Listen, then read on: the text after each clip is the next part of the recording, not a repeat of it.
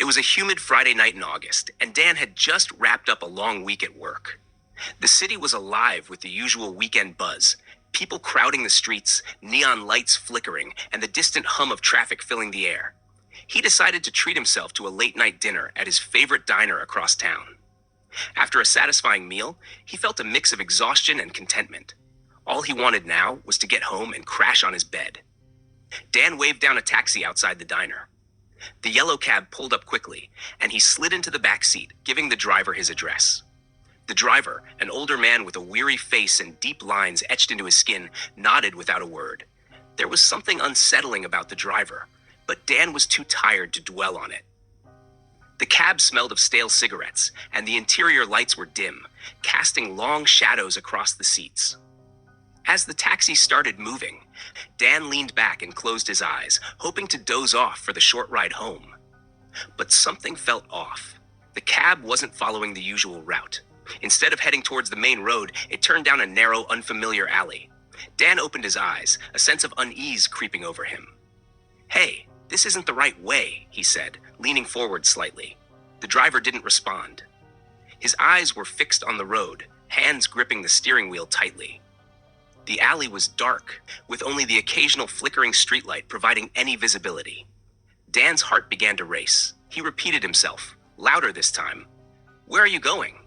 This isn't my street." Finally, the driver spoke, his voice low and gravelly. "Don't worry, it's a shortcut." Dan didn't buy it. He had lived in this city for years and knew all the shortcuts, but this wasn't one of them. Panic started to set in. His mind raced through all the stories he'd heard about late-night taxi rides gone wrong, but he always thought they were just urban legends, something that happened to someone else, never to him. He reached for his phone, intending to call someone or at least track his location, but as he glanced at the screen, he realized it was dead. He cursed under his breath, feeling trapped. The taxi kept moving, the driver still silent, the city around them becoming more desolate with each passing block. "Let me out," Dan demanded, his voice shaking. "I'm not kidding. Let me out now." The driver didn't respond. Instead, he turned onto an even narrower road, one Dan had never seen before.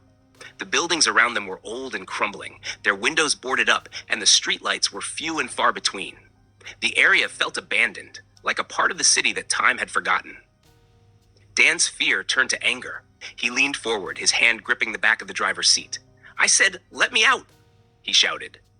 The driver finally glanced at him through the rearview mirror. His eyes were cold and emotionless. "You're not getting out," he said, his voice steady and calm, which made it even more terrifying.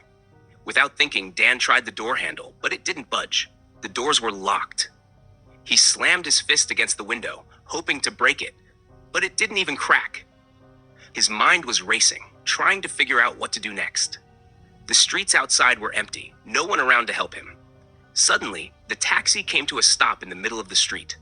The driver turned off the engine and sat there silently for a moment.